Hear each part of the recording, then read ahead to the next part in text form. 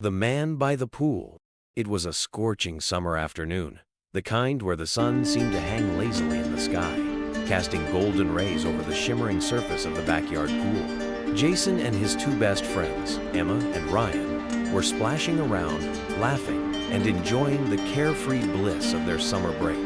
The scent of sunscreen mixed with the faint aroma of grilled burgers wafting from a neighbor's yard.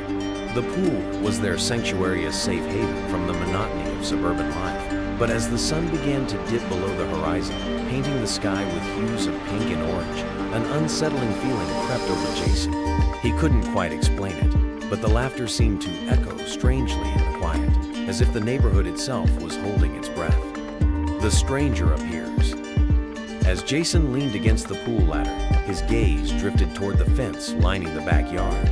At first, he thought he saw a shadow move. He blinked, dismissing it as a trick of the light. But when he looked again, his blood ran cold. A man was standing on the other side of the fence, staring at them. He was tall, his broad shoulders hunched slightly, and he wore a tattered shirt that clung to his sweat-soaked frame. His face was pale, almost ghostly, with dark circles under his eyes.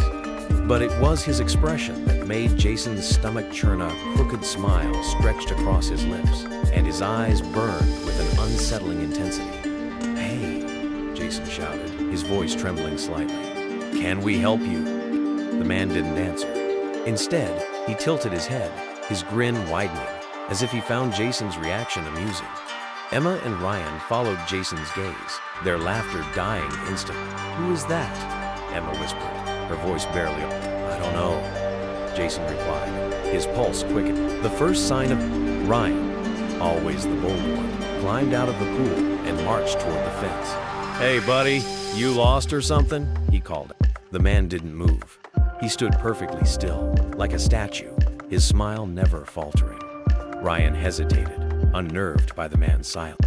"Dude, seriously, you need to leave," he added, trying to sound confident. Suddenly, the man moved. In one fluid motion, he climbed the fence with an agility that seemed almost in. Jason, Emma, and Ryan froze, their eyes widening in horror as the man landed on their side of the. "Let's play," the man said, his voice a raspy whisper that sent chills down Jason's. Without a second thought, Jason grabbed Emma's arm. "Run!" he yelled. The three of them bolted toward the house, their wet feet slapping against the pavement. The man didn't chase them immediately. Instead, he stood by the pool, his gaze following them with an almost predatory locked doors and growing. Once inside, Jason slammed the door shut and locked it. His hands. Emma grabbed her phone to call the police, but there was no signal. "What the hell?" she muttered, her voice shook. Ryan peeked through the blinds, his face pale. "He's still out there." Jason joined him, his heart sinking as he saw the man standing in the middle of the yard, his head tilted back as if he were staring at them. But then, as if sensing their eyes on him, the man snapped his head toward the door. His smile returned. "Stay away from the windows," Jason said. An hour ago, the house fell into an eerie silence, broken only by their racket. Jason grabbed a flashlight from the kitchen, its beam cutting through the darkness. "We need to stay together," he said firmly. But just as he spoke, the power went out. The house was plunged into total darkness, and the oppressive heat of the summer night seemed to close in around. A knock echoed through the silence, followed by another. It wasn't coming from the front door, but from the back of the sliding glass door leading to the pool. Jason's flashlight flickered as he turned it toward the sound. The man was standing just outside the glass, his hands pressed against it, leaving smudges on the surface. His grin had morphed into something far more sinister, and his eyes gleamed with a terrifying look. A game of cat and mouse. "Leave us alone," Emma screamed, clutching the kitchen knife she had found. The man tilted his head again, as if considering her words. Then, to their horror, he began tapping on the glass, the sound rhythmic and deliberate. Tap, tap. Jason's mind raced. They couldn't stay trapped in the house, but escaping seemed impossible with the man so close. "We need to find a way out." "What if he's not alone?" Ryan asked, his voice cracking. The thought made Jason's stomach churn, but he knew he couldn't stay there. Basement. Deciding to hide, they retreated to the basement, hoping the man wouldn't think to check there. The air was damp, and the single bulb hanging from the ceiling cast long shadows that danced with every. Suddenly, a loud crash echoed upstairs. The man had broken into the. They huddled together, their breathing shallow. The sound of heavy footsteps grew louder, each one sending a jolt of fear. The basement door creaked open, and the beam of a flashlight swept across the wall. Jason's grip on the flashlight tightened. If the man found him, they had no way out. He mouthed silently to Emma and Ryan, "Be ready to." The footsteps descended the stairs, slow and deliberate. Jason held his breath, the tension unbearable. But then, the footsteps stopped. Silence enveloped the basement. Jason dared to peek from behind their hiding spot. The man stood at the bottom of the stairs, his head cocked, as if listening.